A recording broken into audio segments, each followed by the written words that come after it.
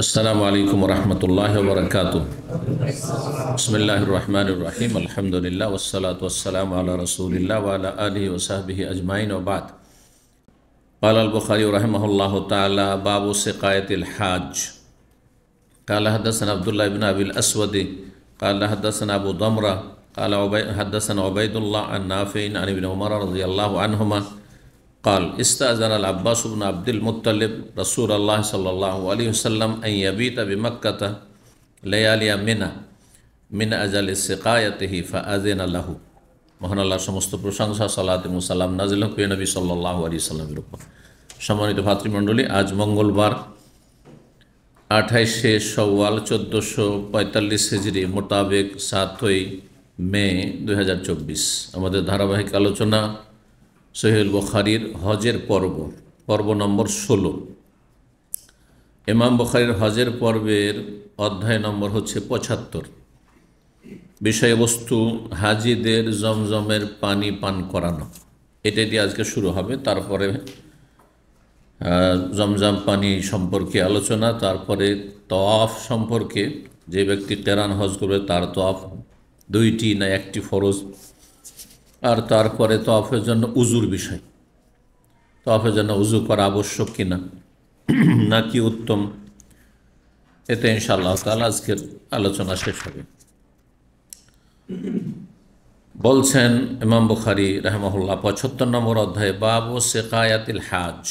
এই অধ্যায় হচ্ছে হাজি সাহেবকে জমজমের পানি পান করানো। সিকায়াতুল হাজ, পানি পান করানো মানে মূলত জমজমের পানি পান করানো। কারণ সেই যুগে জমজমের কূপে বালতির সিস্টেম ছিল।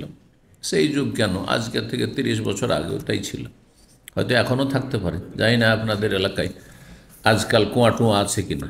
না, সব শেষ, কুয়ার যুগ শেষ না, কিন্তু আমরা পেয়েছি কূপের যুগ। তাতে বালতি থাকতো, বালতিতে রশি লাগানো আছে, বালতিতে করে পানি উঠাইতে হইতো, তাতে গোসল করা, সেখান থেকে পানি নেওয়া। এমনকি কিছু কিছু এলাকা অঞ্চলে তো গোটা গ্রামে, যেসব জায়গায় পানি অনেক নিচে, এসব এলাকাগুলিতে তো সরকারিভাবে সে বড় ধরনের কূপ তৈরি করা হতো, কুয়া তৈরি করা হতো, আর সেই কুয়াতে গোটা গ্রামের লোক পানি নিত। বাড়ির পানি পান করা, গোসল করা ইত্যাদি সব কিছুর জন্য পানি বয়ে নিয়ে আসতে হতো। এরকম কষ্ট করেছে একসময় মানুষ। আল্লাহর এসব নিয়ামতগুলি মানুষ মূল্যায়নই করে না। আল্লাহ কত সহজ করেছে, পানির নিয়ামত কত বড় নিয়ামত, যেটা অনেক সহজ করেছে আল্লাহ। পানি বালতি দিয়ে উঠাইতে হতো যে কোনো কাজের জন্য। তো নবী সাল্লাল্লাহু আলাইহি ওয়াসাল্লামের আমলেও জাহেলি যুগ থেকে চলে আসে, বালতি দিয়ে উঠিয়ে হাজি সাহেবরা তো বিদেশি লোক, ওরা বালতি পাবে কোথায়? বালতি তো আছে স্থানীয় লোকদের কাছে, আর তারপর তারাই হচ্ছে সেখানকার রক্ষণাবেক্ষণকারী। তো তারা পানি জমজম কূপ থেকে বালতি দিয়ে উঠিয়ে পান করাতো, এবং এটিকে বড় সওয়াবের কাজ মনে করা হইতো। পরম্পরা আগের যুগ ছিল। রাসূলুল্লাহ সাল্লাল্লাহু আলাইহি ওয়াসাল্লাম এর জন্য ওয়াজিব কাজে ছাড় দিয়েছে। কারোর জন্য যদি জরুরি হয় যে হাজি সাহেবদেরকে পানি পান করাবো, সেই জন্য আমি একটা ওয়াজিব কাজ করতে পারছি না, এক্ষেত্রে ছাড় দিয়েছেন। সেটা হচ্ছে মেনার রাত্রি যাপন। 11-12 তারিখ এই দুটো রাত মেনা রাত্রি যাপন করা। 10 তারিখে কাজগুলো সেরে তওয়াফ করে সাই করে মেনা গিয়ে কী করতে হবে? রাত কাটাতে হবে, ওয়াজিব। এটা সঠিক মতে এবং অধিকাংশ আলেমদের মতে। একটি মত হচ্ছে সুন্নাত, একটি মত হচ্ছে সুন্নাত, কিন্তু শক্তিশালী মত হচ্ছে যে ওয়াজিব। অথচ জমজমের পানি পান করাবে কি? ওখানে তো কোনো লোক নেই। যদি বিকল্প থাকে যে যারা হজ করেনি তারা পান করে, যেমন আজকাল অসুবিধা নেই, কিন্তু সেই যুগে সবাই আছে হজে নবী সাল্লাল্লাহু আলাইহি ওয়াসাল্লামের সাথে। এখন হাজিদের মধ্যে থেকে কিছু লোককে পাঠিয়ে দিতে হবে জমজমের কাছে পানি পান করাবার জন্য। এই জন্য নবী সাল্লাল্লাহু আলাইহি ওয়াসাল্লামের কাছে আব্বাস রাদিয়াল্লাহু তাআলা, নবী সাল্লাল্লাহু আলাইহি ওয়াসাল্লামের চাচা, অনুমতি চেয়েছেন যে আমি মেনায় রাত থাকবো না, আর হাজিরা দিনে আসবে, রাতেও আসবে, কেউ তো অফ করতে রাত হয়ে যাবে, তো ওদেরকে আমি পানি পান করাবো। তো অনুমতি দিয়েছেন নবী সাল্লাল্লাহু আলাইহি ওয়াসাল্লাম। এই হচ্ছে হাদিস। আর আরেকটি হচ্ছে হাজি সাহেবদেরকে পানি পান করা সওয়াবের কাজ জমজম ছাড়া এমনি যেটা সুকিয়া হাজ বলে, আজকাল বড় বড় ট্রেলার লাগা আছে, দেখেছেন হয়তো যারা হজ করেছেন। মেনায়, আরাফায়, মুজদালিফায় রাস্তাঘাটে যে কোনো ট্রেলার লাগানো আছে, আর পানি পান করা আছে, জুস পান করা আছে। সুকিয়া হাজ প্রকল্প একটা আছে এখানে, জি। তো সেটাও সওয়াবের কাজ, কিন্তু জমজম পানি পান করানো বেশি সওয়াবের কাজ। 1634 নম্বর হাদিস, ইবনে উমর রাদিয়াল্লাহু তাআলা আনহুমা থেকে বর্ণিত, তিনি বলছেন, ইস্তাজানাল আব্বাস ইবনে আব্দুল মুত্তালিব, আব্দুল মুত্তালিবের ছেলে আব্বাস অনুমতি চাইলেন। কার কাছে? রাসূলুল্লাহর কাছে। ভাতিজার কাছে চাচা অনুমতি চাইছেন কেন? এটা ধর্মীয় বিষয়, এটা ধর্মীয় বিষয়। এই নয় যে আমি চাচা আর তুমি ভাতিজা, না। যদিও বয়সে আব্বাস কিছুটা বড়, বেশি বড় না, মানে কাছাকাছি সব। অনেক সময় চাচা ভাতিজা 6 মাস, 1 বছর, 2 বছরে ছোট বড় থাকে। অনেক সময় চাচাই ছোট থাকে, থাকে না, থাকতে পারে ব্যতিক্রম, কিন্তু কাছাকাছি বয়সের। যাই হোক, অনুমতি চাইলেন রাসূলুল্লাহর কাছে। কি? আইয়াবি তবে মক্কাতা, বিদায় হজের বছর ছিল, যে মক্কায় তিনি রাত কাটাবেন। বাতায়াবিত মানে রাত্রি যাপন করা। লায়ালিয়া মেনা, মেনার রাতগুলিতে, মেনার রাতে, মেনাতে না থেকে অথচ তিনি হাজি কি করবেন? মক্কাতে রাত কাটাবেন। দেওয়া যাবে অনুমতি, এটা শরীয়তে চলবে, এটা শরীয়তের বিষয়। কিসের জন্য? বিনা কাজে নয়। যেমন আজকালকার হানাফি হাজিরা বিশেষ করে খুবই বেশি এটা করে। আসলো, আসার পরে সারাদিন থেকে গেল, রাতও থেকে গেল, হোটেলে থেকে গেল, আর গেলই না মেনে। আমি 2টা বছর ভিআইপি হাজিদের সাথে থেকেছি। এদের ভিআইপি শতকরা 5 জনও থাকে না মেনাতে। যেমনই আরাফা হইল, আর তারপরে মুজদালিফা রাতটা থেকে সকালবেলা আসলো, পাথর নিজে মারলো, না হয় কাউকে দিয়ে দিল, কন্ট্যাক্ট দিয়ে দিয়েছে পাথর মারা। 3 দিন 4 দিন পাথর মেরে দিয়ে 300 রিয়াল দিয়ে দিয়েছে। ওই লেবারগুলো ছিল ইয়ের খাদেম তাঁবুতে। হ্যাঁ, জিজ্ঞাসা করলাম, বলছে 300 রিয়াল করে দিয়েছে। তাদের 500 রিয়াল দিলে অসুবিধা নেই, তারা সব বড় বড় ধনকু। তো মনে করে যে পয়সা দিয়ে সব হজ করে নেব। হ্যাঁ, যেমনই আরাফা হইলো, এদিক থেকে এসে সকালবেলা গেল, মক্কা গেল, তো গেল গিয়ে দিল একবার হিলটনে আর জমজম কোলাক টাওয়ারে দিল লম্বা ঘুম, আর ব্যাস, আর আসবে না। কাজ যে বাকি, বিভিন্ন বাহানা। বলছে হানাফি মাযহাবে এটা তো সুন্নাত, রাত কাটানো গেল, এটা সুন্নাত। মানে যেমন দাড়ি সুন্নাত করে জবাই করা চলছে না, আরবদের মধ্যেও চলছে, আর দেশেও যারা মানে বেদাতি ফতোয়া তাদেরও চলছে। আর তারপরে মাকরু মানে খাও। আমি 2টো কথা সরাসরি বলি, মাকরু মানে খাও, আর সুন্নাত মানে ছাড়ো, ঠিক না? দাড়ি সুন্নাত করে দিল, ওয়াজিবকে সুন্নাত দিয়ে, বাস দাড়ি রাখবো না, হ্যাঁ, সারা জীবন রাখবো না, চলে যাব এই চেহারা নিয়ে, যে চেহারা রাসূলুল্লাহ সাহাবায়ে কেরামদের সাথে কোনো মিল নেই, সে চেহারা নিয়েই দুনিয়া থেকে চলে যাব। আর একটা বয়স আছে, তারপরে তো আর কি শখ আছে? দাড়ি সাদা হয়তো লেগেছে, হ্যাঁ, বিবাহ শাদী হয়ে গেছে, আরও কিসের শখ আছে? তারপর ইমানের দুর্বলতা থাকলে যৌবনকালে না হয় থাকে। তো আল্লাহ হেদায়েত করুক। আর এই বিড়িখোর, জর্দাখোর মৌলবী, এই বেদাতি সমাজে জর্দাখোর মৌলবী শতকরা, হ্যাঁ, 1999টা জর্দাখোর মৌলবী বেদাতি মহলে। আপনি খোঁজ নিয়ে দেখবেন, আহলে হাদিস ছাড়া ভালো করে খোঁজ নিয়ে দেখবেন, তাদের সবগুলি জর্দাখোর। আর কিছু কিছু আছে সিগারেট খোর আছে, পীর সিগারেট খোর আছে, জানেন কি না? সিগারেট খোর পীর আছে। বেরেলিবিদের মধ্যে যারা রিজভি বেরেলিবি, তার মধ্যে ম্যাক্সিমাম সব সিগারেট খায় মোল্লাগুলো, আর দেওবন্দি তবলিগগুলো এরা জর্দা খায়। তামাক এটাও হারাম, ওইটাও হারাম। এই হারামটাকে ওরা কী করে দিয়েছে? মকরু। আর মকরু মানে ঘৃণিত। মকরু শব্দের অর্থ কি?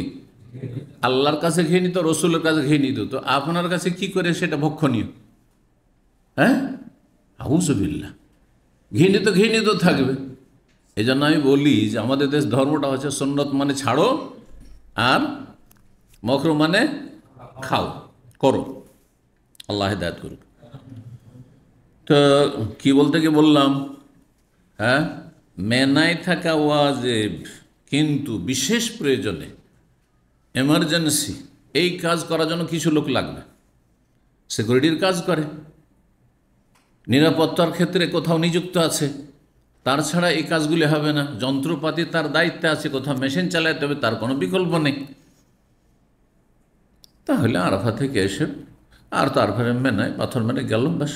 পাথর মারার ক্ষেত্রে, হ্যাঁ, যেটা বলছিলাম যে ভিআইপিরা কী করে আর আসে না, পাথর মারার ক্ষেত্রে তো কি বানিয়ে দেয়, বদলি পাথর মেরে দিল, পয়সার বিনিময়, এটা হয়ে গেল।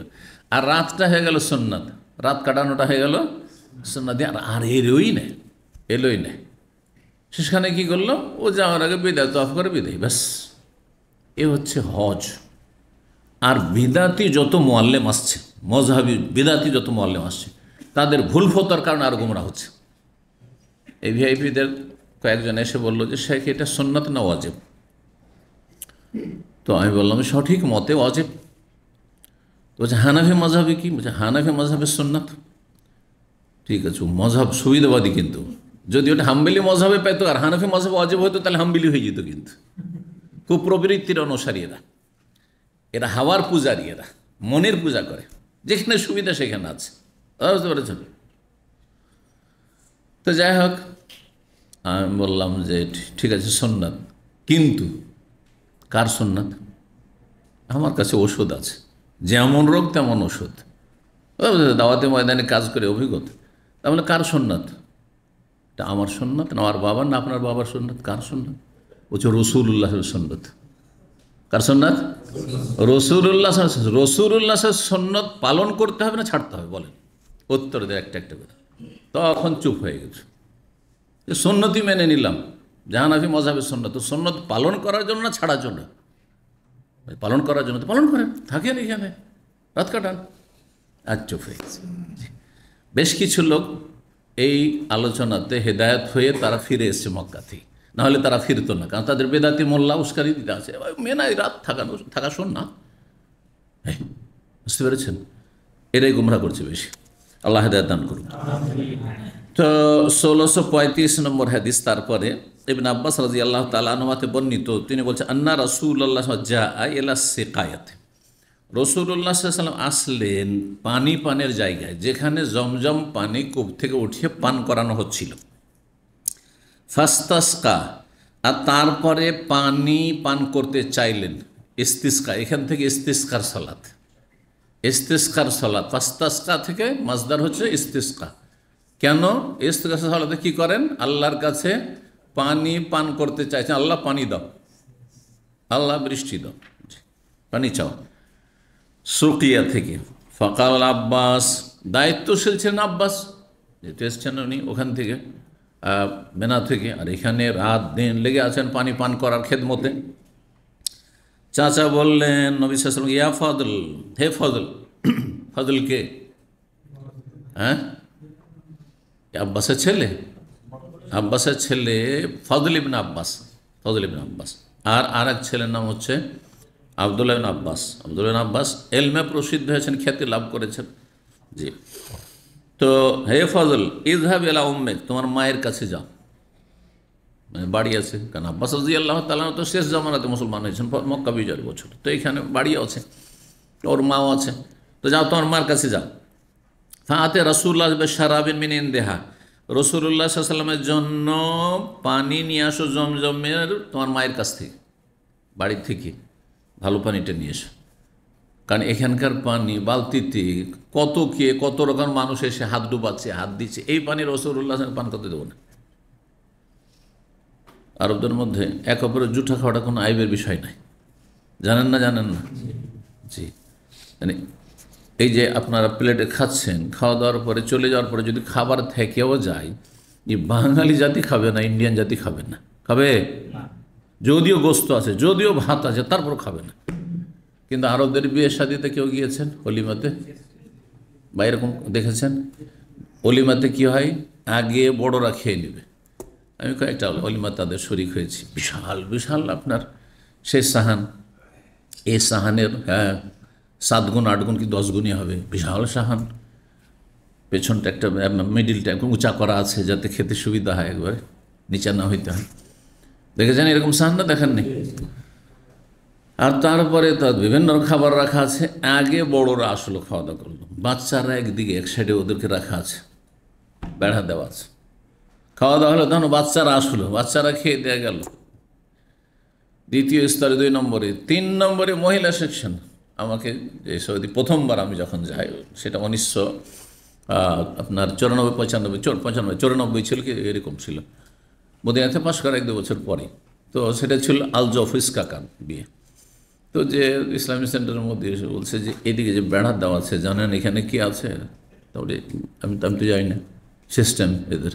তো বলছে এখানে সব মহিলারা আছে, আর এই যে এখানে গেট আছে, আমরা খেয়ে দিয়ে যেমন বেরোবো, বাচ্চারা খাবে, বাচ্চারা খেয়ে দিয়ে বেরোলে এই মহিলারা এখান দিয়ে ঢুকবে আর খাবে।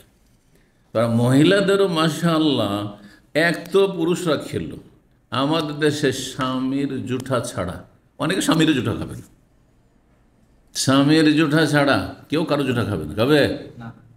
আমি দেখেছি কয়েক বোন আছে, আর হ্যাঁ তাদের স্বামীরা এসছে, তো এটা দিনদার পরিবারে, তো বলছে এটা তোর স্বামীর, এটা তোর জামাইর, তুই খা, এটা জুঠা, এটা আমি খাবো না, এটা তুই খা। সুবহানাল্লাহ। অথচ ভগ্নিপতি বা দুলাভাই।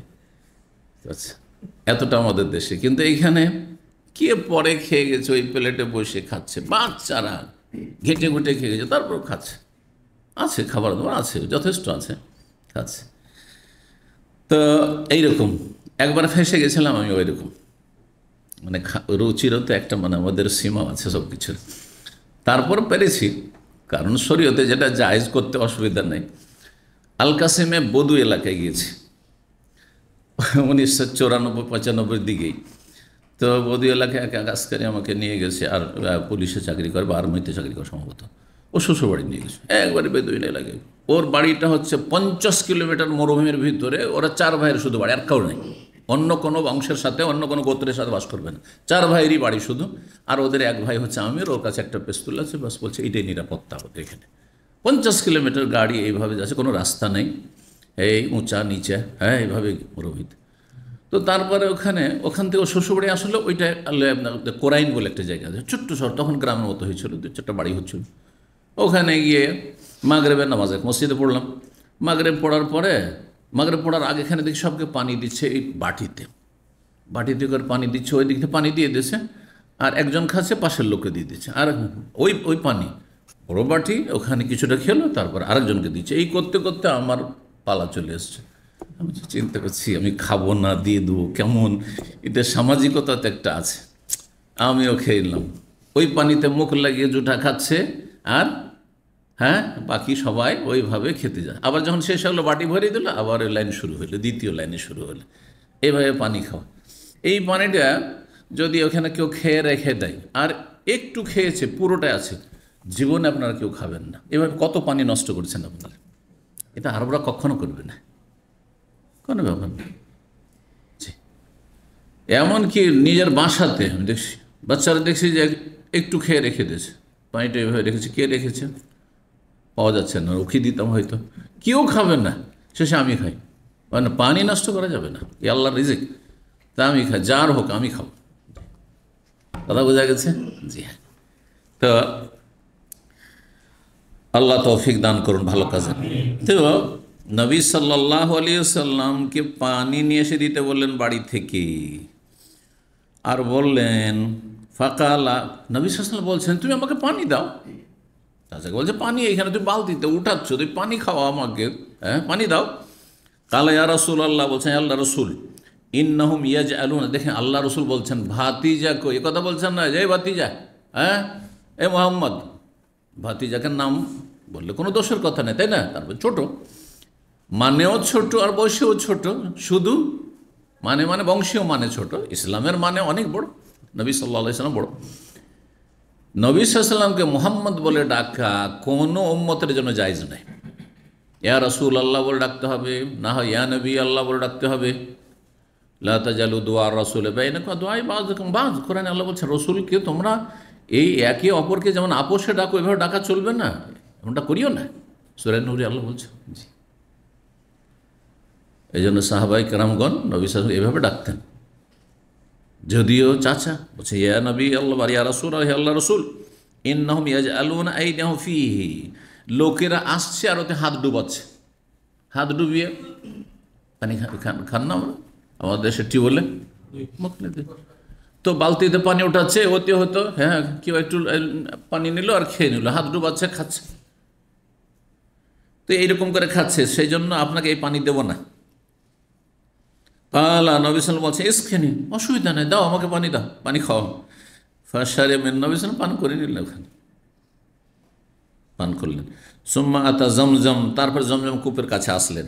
ওহম ইয়াসকুন, দেখছেন যে সবাই মিলে পালাক্রমে কি করছে, পানি বালতি দ্বারা উঠাচ্ছে কূপ থেকে, আর মানুষকে বালতি থেকে পানি পান করাচ্ছে। ওই আমালুনা ফিহা, তারা তাতে কাজ করছেন, মানে খেদমত করছেন। ফাকাল রসুল্লাহ বললেন, এ মালু, তোমরা এই ভালো কাজ করতে থাকো, নেক কাজ করতে থাকো। ফাইন্নাকুম আলা আমালিন সালেহ, তোমরা নেক কাজে, ভালো কাজে নিয়োজিত রয়েছ। সুম্মা কালা, তারপরে বললেন রসুল্লাহ সাল্লাম, লাউলা আন তুগলাবু, যদি আমার আশঙ্কা না হইতো যে তোমরা ভিড়ে তোমরা হেরে যাবে। শাব্দিক অর্থ হেরে যাও, কিন্তু হেরে যাওয়ার অর্থ দিয়ে ভাবটা প্রকাশ পায় না, সেজন্য ভাব অর্থ বলে। সবসময় শাব্দিক অর্থ দিয়ে ভাব প্রকাশ পায় না। তুগলাবুর শাব্দিক অর্থ মানে হেরে যাওয়া, অপারগ হয়ে যাওয়া। লাউলা আন তুগলাবু, যদি এই আশঙ্কা না থাকতো যে তোমরা ভিড় ভাড়ে তোমরা কি হয়ে যাবে, তোমরা ভিড় ভাড়ে বা এই ভিড়ে তোমরা কি হয়ে যাবে, অপারগ হয়ে যাবে, অথবা তোমরা পানি পান করাবার সুযোগ পাবে না, কাড়াকাড়ি শুরু হয়ে যাবে। লাউলান্তুগুলাবু, যদি এমন আশঙ্কা না হইতো যে অন্যদের কাছে তোমাদেরকে কি হয়ে যেতে হবে, অপারগ হয়ে যেতে হবে, কেন সবাই বালতি নিয়ে কাড়াকাড়ি শুরু করে দেবে।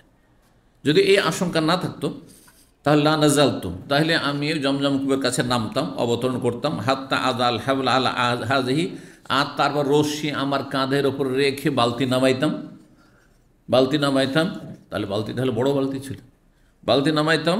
আর তারপরে নবী সাল্লাল্লাহু আলাইহি ওয়াসাল্লাম আল হাজি বলার পরে ইঙ্গিত করলেন কাঁধের দিকে, যে কাঁধে রশি নিয়ে বালতি নামাইতাম, আমার নিজের হাতে আমি পানি জমজম কূপ থেকে উঠাইতাম বালতি দ্বারা, আর উঠে আমি এই খেদমত করতাম, মানুষকে পানি পান করাইতাম। এত নেকির কাজ এটি আমি রসুল্লাহ করতাম। কিন্তু আমাকে যদি করতে দেখে নাই যে রসুল্লাহ সব নিজে পানি জমজম কূপ থেকে উঠিয়ে মানুষকে পান করাচ্ছেন, তাহলে সবাই একটা চান্স নেওয়ার চেষ্টা করবে। আর সবাই যদি চান্স নেওয়া শুরু করে, তাহলে তোমাদেরকে ধাক্কা দিয়ে কোথাও বের করে দেবে। এই কোরাইশ বংশের বা এই হাশেম বংশের আব্বাস, তোমরা যা আছো, তোমাদের পরিবারের লোকেরা পান করাচ্ছ, বা যারা এই দায়িত্বে কয়েকজন রয়েছে, সবকে ধাক্কা দিয়ে কোথায় কি করে দেবে, হার মানতে বাধ্য করেছে। তোমরা পাত্তাই পাবে না ওইখানে। লওলান্ত উগলাবুরি অর্থ। কখনো কখনো এইরকমটা করতে হয় যে আমি যদি লাগি তো এইখানে ঝামেলা বেঁধে যাবে, এই জায়গায় আমি গেলে এখানে ঝামেলা হয়ে যাবে, যাবেন না ওখানে। ৭৬ নম্বর অধ্যায়, বাবু মা জাফি জমজম। অধ্যায় হচ্ছে জমজম কূপ সম্পর্কে বা জমজম পানি সম্পর্কে যা এসেছে। জমজম পানি সম্পর্কে, বিশেষ করে জমজম পানি সম্পর্কে যা বর্ণিত হয়েছে। জমজম পানিকে জমজম কেন বলে, ভাষাবিদেরা বিভিন্ন ব্যাখ্যা করেছে। তার মধ্যে প্রসিদ্ধ যে ব্যাখ্যাটি, সেটা হচ্ছে ইসমাইল আলাইহিস সালামের মা, তার নাম কি ছিল, হাজার, শুদ্ধ নাম, কিন্তু আমাদের দেশে হাজেরা বলে পরিচিত, হাজেরা নয়, হাজার। আরবদের মতো করে নাম রাখেন। তো তিনি যখন দেখলেন যে এইরকম জায়গায় যেখানে পানি নেই, কিছু নেই, পিপাসায় বাচ্চা মরতে যাচ্ছে, মরমর অবস্থা, আমার অবস্থা খারাপ হয়েছে পিপাসাতে, সেই সময় পানি বের হওয়া শুরু হয়েছে, পানির ফোয়ারার মতো বের হওয়া শুরু হয়েছে, আর চারিদিকে পানি ছড়িয়ে যাচ্ছে, পানি চারিদিকে বয়ে চলে যাচ্ছে। তো তিনি ভাবছেন এই পানিটা এইভাবে ছড়িয়ে গিয়ে তো কিছুক্ষণ পর শুকিয়ে যাবে, তাহলে আবার পিপাসায় মরবো, তো পানিটাকে ঘেরে দিই, তাহলে পানিটা এখানে জমে থাকবে, তো আমাদের এই পানিটা কাজে আসবে। তখন তিনি চারিদিক থেকে আপনার বালি টালি যা কিছু আছে বা পাথর আছে তা দিয়ে ঘেরা শুরু করলেন, যেমন কূপের বা কুয়ার পাট ঘেরা হয়, ওইভাবে ঘেরা শুরু করলেন। আর এইটাকে জমজম মানে থামো, যেমন আমরা বলি, ঠিক ওইটা হচ্ছে জমজম। এই কথাটা বলেছিলেন হাজার বলে বর্ণিত আছে। সেসব কাহিনীতে, আম্বিয়াদের যে কাহিনী বা হাজারের কাহিনীতে। আল্লাহ তাআলা আলাম। তো জমজম পানি সম্পর্কে যা বর্ণিত হয়েছে 1636 নম্বর হাদিস, আনাস বিন মালিক রাদিয়াল্লাহু তাআলা বলছেন, কান আবু যার ইউহাদ্দিস, আবু যার রাদিয়াল্লাহু তাআলা আনহু হাদিস বর্ণনা করছেন, আন্না রাসূলুল্লাহ কাল, রাসূলুল্লাহ সাল্লাল্লাহু বলেছেন মেরাজের ঘটনা সম্পর্কে, ফোরেজা সাকফি, আমার ছাদকে ছিদ্র করে দেওয়া হয়। নবী সাল্লাল্লাহু বাড়ির ছাদকে কি করা হয়? ছিদ্র করা। নবী সাল্লাল্লাহু তাহলে বাড়ির গেট দিয়ে, দরজা দিয়ে, রুমের দরজা দিয়ে বের করে নিয়ে যাওয়া হয়নি, আর বাড়ির গেট দিয়ে বের করেন, ওপর থেকে ছিদ্র করে ওপর দিয়ে উঠিয়ে নেওয়া হয়েছে। শুনেছেন এর আগে না শোনেননি? পরে যাই স্পষ্ট, ওয়ানাবে মক্কা, আমি মক্কায় ছিলাম। শুধু একটি সমস্যা হচ্ছে যে এখানে আমার ছাদ কি করা হয়েছে? ছিদ্র করা হয়েছে। অথচ সহি হাদিস রয়েছে যে উম্মে হানির বাড়িতে ওই দিন নবী সাল্লাল্লাহু আলাইহি ওয়াসাল্লাম রাত্রে ছিলেন। উম্মে হানির বাড়িতে, উম্মে হানির চাচাতো বোন, আর বয়সে অনেক বড়, তার বাড়িতে ছিলেন নবী সাল্লাল্লাহু আলাইহি ওয়াসাল্লাম। উম্মে হানির বাড়িতে নিয়ে যাওয়া হয়েছে, চাচাতো বোন। আর এখানে বলা হচ্ছে আমার ছাদ। তো এই দুটোতে সমন্বয় কি? দ্বন্দ্ব, তাই না? নবীর বাড়ি স্বয়ং নাকি উম্মে হানির বাড়ি? তা আসলে উম্মে হানির বাড়ি ছিল। হ্যাঁ, কিন্তু উম্মে হানির বাড়ি নিজের নিকট আত্মীয়র বাড়িকে নিজের বাড়ি বলা হয়। আমাদের জয়েন্ট ফ্যামিলিতে, হ্যাঁ, এক দাদা, আমাদের দাদা আর তার 5টা ছেলে, আর 5 ছেলের যত ছেলে মেয়ে সব একসাথে আমাদের জয়েন্ট ফ্যামিলি থাকে না? এক সময় এক পরিবারে 20 থেকে 50 জন সব একসাথে খাওয়া দাওয়া করছে, থাকছে। আর চাচাতো ভাইদেরকে, চাচাতো বন্ধুদেরকে আমাদের ফ্যামিলির লোকেরা, আমাদের ফ্যামিলির সদস্য।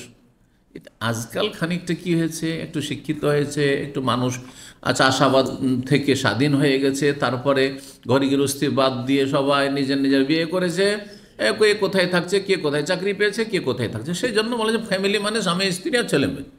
কিন্তু এটা আমাদের সেই বুঝ ছিল না, কিন্তু বা পুরোনো যুগে ছিল না এটা। তো এই জন্য বলেছেন যে আমার ছাদ মানে বোনের বাড়ির, হ্যাঁ, ছাদ সেটা আমার বাড়ি, আমাদেরই বাড়ি। ফানাজাল জিবরাইল ইসলাম, জিবরাইল ইসলাম নেমে আসলেন ওই ছিদ্র দিয়ে ছাদের। ফাফারাজা সাদরি, আর তারপরে আমার সিনাকে চাক করলেন, মানে বিদীর্ণ করলেন। হ্যাঁ, চাক করা বুঝেন? সিনা চাক করা বুঝেন না? হ্যাঁ, সহজ বাংলা এটা। আর বিদীর্ণ করা, ফেড়ে দেওয়া, সহজ কথা। জি, ওয়ানা কি বলছেন, সুম্মা গাসালবে মায়েজ, তারপরে জমজম পানি দিয়ে ধৌত করলেন। নবী সাল্লাল্লাহু আলাইহি ওয়াসাল্লামের কলবকে জিবরাইল আলাইহিস সালাম জমজম পানি দিয়ে ধুইছেন, তার মানে জমজম পানি কত বরকতের, তাহলে এটা হচ্ছে দেখানোর উদ্দেশ্য। সুম্মা যাবে তাসতিমিন জাহাব, তারপরে একটি স্বর্ণের তস্ত নিয়ে আসলেন। তস্ত কিন্তু বাংলাতে ব্যবহার হয়, তস্ত বাংলাতে ব্যবহার হয়, বুঝেন না? বুঝেন না? আগের যুগে মেহমানেরা যেহেতু বিয়ে সাথে একটা তস্ত নিয়ে আসতো, পিতলের বা আপনার আর কে কাঁসার, আর তাতে হাত ধুইত। কি বলেন ওটাকে? হ্যাঁ, সেলিমচি, হ্যাঁ, ওইটাও বলে। আর তস্ত বুঝেন না? ওইটাকে তস্তও বলে, তস্ত আরবিতে, আর বাংলাতে তস্ত বলে, অনেক এলাকাতে তস্ত বলে। সেটাই ছিল স্বর্ণের। স্বর্ণ পুরুষদের জন্য হারাম, কিন্তু এইটা দুনিয়ার জগৎ না, জিবরাইল আলাইহিস সালাম ব্যবহার করছেন, আর সেটা হচ্ছে অন্য জগৎ। বোঝা গেছে? জান্নাতে এই জন্য স্বর্ণ আমাদের ব্যবহার করব আমরা। স্বর্ণের অলংকার পুরুষদের থাকবে, রেশম দুনিয়াতে হারাম, কিন্তু জান্নাতে রেশমে আমাদের পোশাক থাকবে। তো জিবরাইল আলাইহিস সালাম যেটা ব্যবহার করছে সেটা অন্য জগৎ, সেটা পার্থিব জগৎ না, যদিও সেটা মক্কাতে ব্যবহার হচ্ছে। যেই তস্তে, যেই পাত্রে কি ছিল, মুমতালিউন হিকমাতান ওয়া ঈমানান, যে তস্ত পরিপূর্ণ ছিল প্রজ্ঞা, হেকমত এবং ইমানে।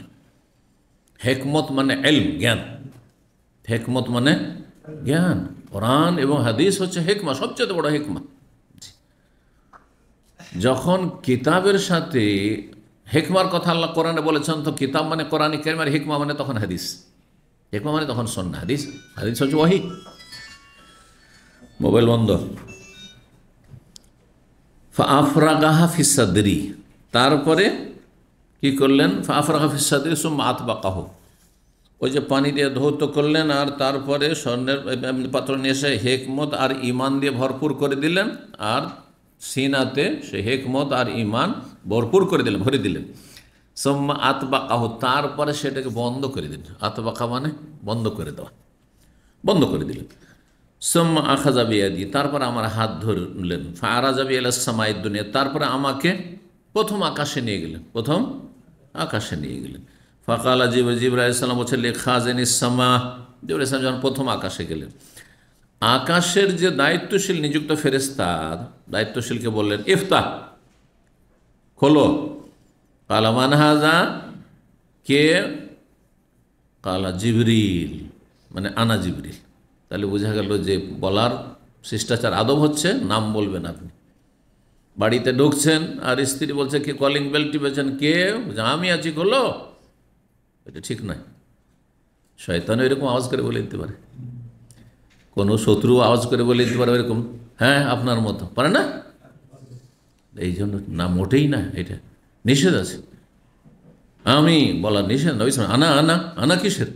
নবী সাল্লাল্লাহু বাড়িতে এক সাহাবী গেছে, জানে না মশলা, প্রথম কে বলছে আনা আনা, আমি, প্রথম আনা বলেছে, বলছে আনা আনা আনা কি জিনিস আবার? নবী সাল্লাল্লাহু আলাইহি ওয়াসাল্লাম রাগান্বিত হইলেন। আনা বলবেন, নাম বলবেন।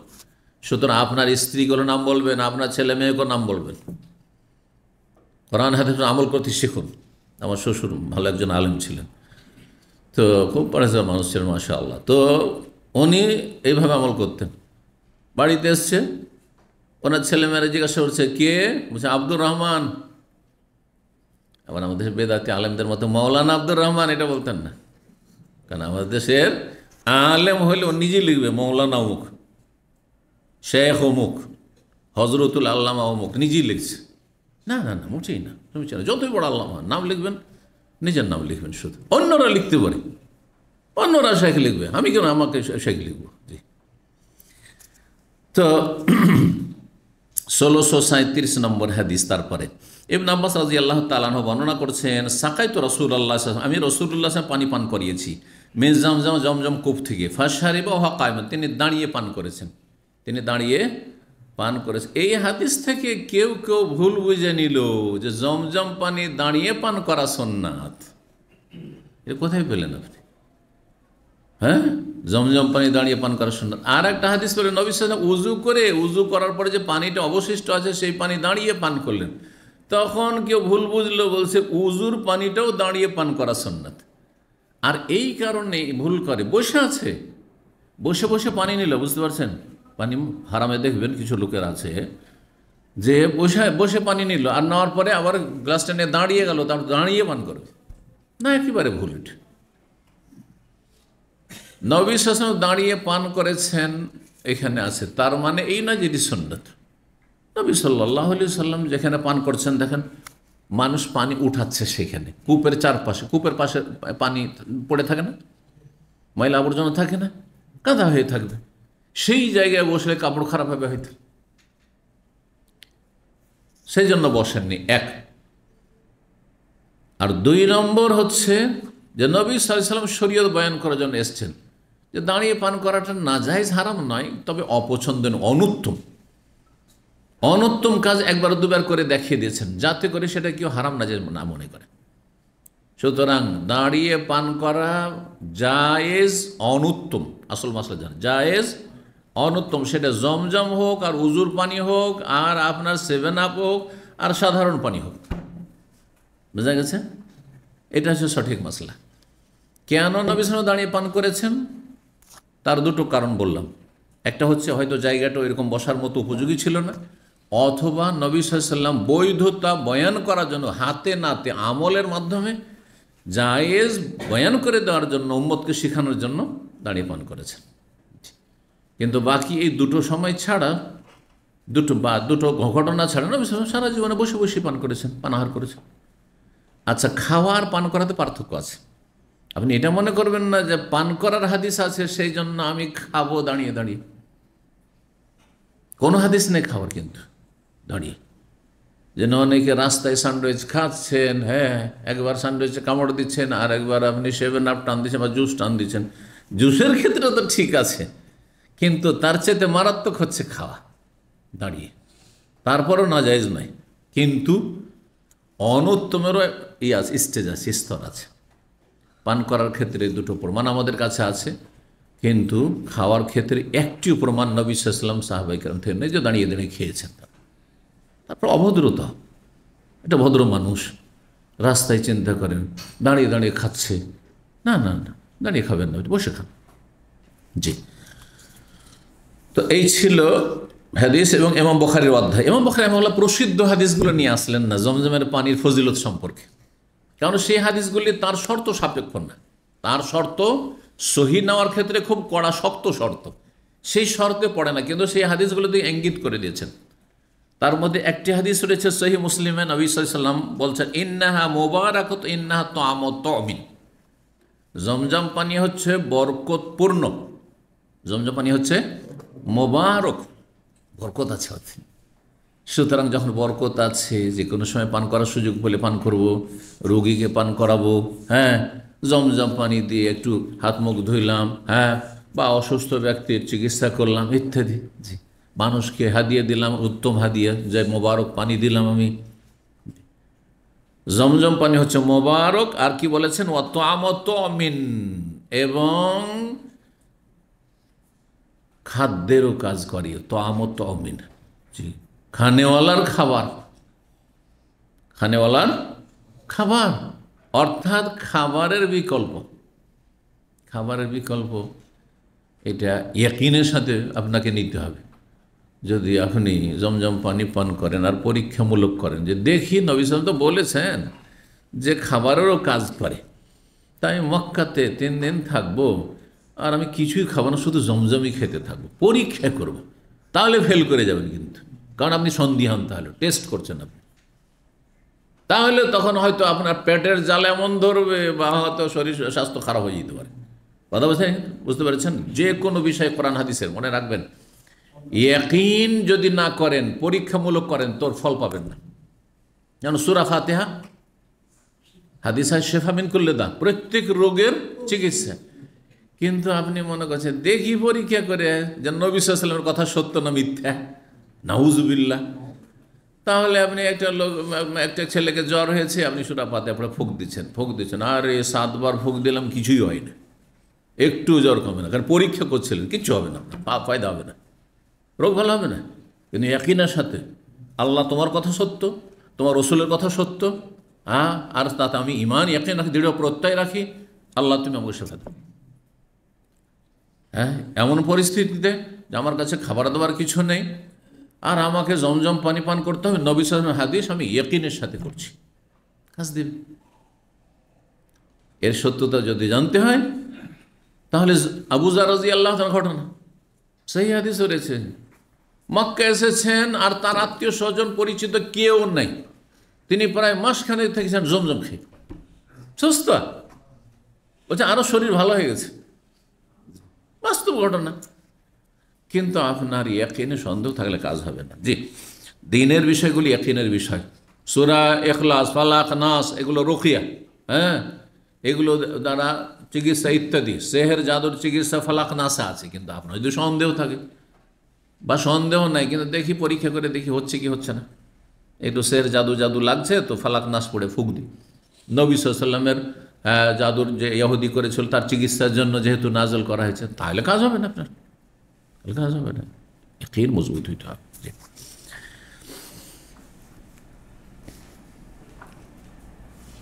আরেকটি হাদিস রয়েছে, কে বলতে পারে? এখানে তো তুআমুত তুমিন আসলো, কিন্তু ইমাম আবু দাউদ তায়ালিসি অতিরিক্ত সহিহ মুসলিমের হাদিস এতটুকু যে জমজম হচ্ছে মোবারক আর এটা হচ্ছে খানেওয়ালার খাবার, মানে খাবারের কাজ করে, খাদ্যের কাজ করে, খাদ্যের বিকল্প, এতটুকু রয়েছে। কিন্তু ইমাম আবু দাউদ তায়ালিসি তার মুসনাদ তায়ালিসিতে নিয়ে এসেছেন এই হাদিসটি, ইন্নাহা মুবারাকাতুন ওয়া তুআমুত তুমিন ওয়া শিফাউ সুকমিন, রোগীর তাতে চিকিৎসা রয়েছে, রোগীর চিকিৎসা। তাহলে এটা অতিরিক্ত জানলাম, রোগ ভালো হয় এতে। আর একটি হাদিস বলি, ইবনে মাজায় রয়েছে, হাদিসটি সহিহ, আল্লামা আলবানী সহিহ বলেছেন সিলসিলা সহিহতে, তারপরে সহিহুল জামেতে, প্রসিদ্ধ হাদিস। কে বলতে পারে এই হাদিসটি? বাংলায় বলেন, তর্জমা, অনুবাদ। জমজম যে উদ্দেশ্যে পান করবেন সেটাই হাসিল হবে, শোনেননি? মাও জমজম লেমা শরিবালাহু, মাও জমজম লেমা শরিবালাহু, জমজম পানি যেই কাজে পান করবে সেই কাজ হবে। তাহলে বোঝা গেল যে জমজম পানি কেউ যদি খাবারের নিয়তে, আল্লাহ এটা আমার খাবার, আর কিছু নেই আমার কাছে, বুঝলি, আল্লাহ আমি অসুস্থ হয়েছি আর আমার ওষুধ কেনার পয়সাও নেই আর আমি ওষুধ কিনবো না, হ্যাঁ ভালো হবে। বাস্তব অভিজ্ঞতার কথা না বললে হবে না। আমি ওষুধ ব্যবহার করি, কিন্তু কোনো পরিস্থিতিতে আমার এরকম হয়েছিল। প্রথমবার আমি মক্কাতুল মোকাররম মদিনা ইউনিভার্সিটি এসেছি, আর তার 1-1.5 মাস পরেই গ্রুপ আপনার ট্যুর, মানে মদিনা ছাত্রদেরকে, নতুন ছাত্রদেরকে একবার অন্তত নিয়ে যায় বা একাধিকবার নিয়ে যায়। তো প্রথমবার জীবনের প্রথম আল্লাহর ঘর 1989। আর আমার দেশ থেকে সফরে যখন আমি, তখনই আমার একটা ফোড়া উঠে গেছে, এখানে ব্যথাও করছে খুব। এই অসুস্থ নিয়ে আমি কিন্তু ফ্লাইটে এসেছি। এক ডাকাত ডাক্তার, এক ডাকাত চোর ডাক্তারে আমাকে এই ফোড়াটার জন্য দিল্লিতে ওষুধ দিয়েছিল, 100 টাকা সে যুগ দিয়েছিল। 89 100 টাকার ওষুধ, 5 টাকার ওষুধে ভালো হইতো। কত বড় ডাকাত তাহলে! আল্লাহ এদের যেন বরকত না দেয়। এইরকম ডাকাত ডাক্তার যারা চিকিৎসক, তাদের যেন আল্লাহ লা বারাকাল্লাহু ফি, আল্লাহ বরকত না দেয়। কথা বুঝতে পেরেছেন? কত মানুষকে জবাই করছে সেই আবেগে। আমি সফরে যাব, আর সফরে আছি, এত দূরের সফর গিয়েছি, মনে করছি যে হয়তো 2-10 টাকার নেবে, 100 টাকা বিল। অপরিচিত মানুষ, জীবনে প্রথম দেখলে এসছি, কিছুই জানি না, রাস্তাঘাট কিছু তো জানি না, যাক দিলাম, কষ্টেই দিলাম 100 টাকা। তখন আমার কাছে অনেক কিছু ছিল। তো তারপরে এসছি, ভালো থাকে, একটু ওষুধ খেলে আবার মাঝে মাঝে একটু ফুলে উঠে মনে হয় ব্যথা, ফাটেও না তো একবারে বসেও না, কিন্তু ব্যথা মাঝে মাঝে থাকে, আবার তো থাকে না। হঠাৎ আবার মক্কা সফরে গেছি, আবার দেখি ব্যথা শুরু হয়ে গেছে। আমি শিক্ষার জন্য ঘটনাগুলি বলছি, শিক্ষামূলক ঘটনা ছাড়া আমি এমনি বলি না, যদিও সময় নিচ্ছে এতে।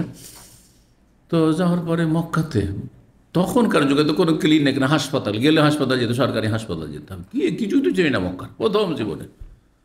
আল্লাহর ঘরে এসেছি, জমজম পানি, কূপের কাছে তখন নামা যেত, জমজম কূপের কাছে সিঁড়ি দিয়ে। কেউ নেমেছেন ওই জায়গায়? নেমেছেন? কে কে নেমেছেন? মাশাআল্লাহ, 2-4 জন নেমেছেন। সেখানে নেমে আর পানির অভাব নেই, পানির নল লাগানো আছে, আর তারপরে কূপটা এমনি আমরা পুরো দেখতে পারতাম। বালতি ওখানে রাখা আছে, শুধু নামকে অবস্থা, কিন্তু বালতি দিয়ে পানি ওঠানো হইতো না, নলে পানি সব থাকতো। সেখানে গিয়ে তারপরে পানি তো মন ভরে পান করলাম, এই নিয়তে যে আল্লাহ তুমি আমার ফোড়াটা ভালো করে দাও। আর তার সাথে ধুইলাম, সুন্দর করে ধুইলাম, এমনকি ওখানে উজুও করতো লোকেরা, উজুটাও করলাম, হাত মুখ সব ধুইলাম। আল্লাহকে বললাম যে আল্লাহ আমার ফোড়া ভালো করে, আলহামদুলিল্লাহ ভালো হয়ে গেছে। হ্যাঁ, পরীক্ষামূলক করিনি, সে নবীর কথা সত্য, নবীর কথা সত্য সাল্লাল্লাহু আলাইহি ওয়াসাল্লাম। জি,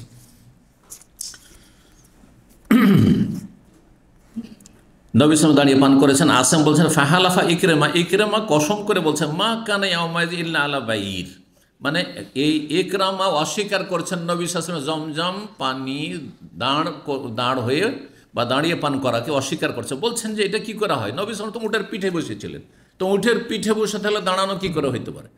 না হইতে পারে, উটের পিঠে নামতেও পারেন। সুতরাং তার এই মানে আপত্তি করা এটা যুক্তিসঙ্গত নয়। কখনো উটের পিঠে ছিলেন, তো কখনো নেমেছেন হয়তো উটের পিঠ থেকে। জি, 77 নম্বর অধ্যায়, বাবু তওয়াফিল কারি। এই অধ্যায় হচ্ছে কেরানকারীর তওয়াফ সম্পর্কে। শুধু কেরানকারীর তওয়াফ কেন ইমাম বুখারী অধ্যায় কায়েম করলেন? কেন বললেন না তামাত্তু হজ যে করবে তার তওয়াফ, যে হজে এফরাদ করবে তার তওয়াফ? হজে এফরাদে যেহেতু শুধু হজ, একটি তওয়াফ ফরজ।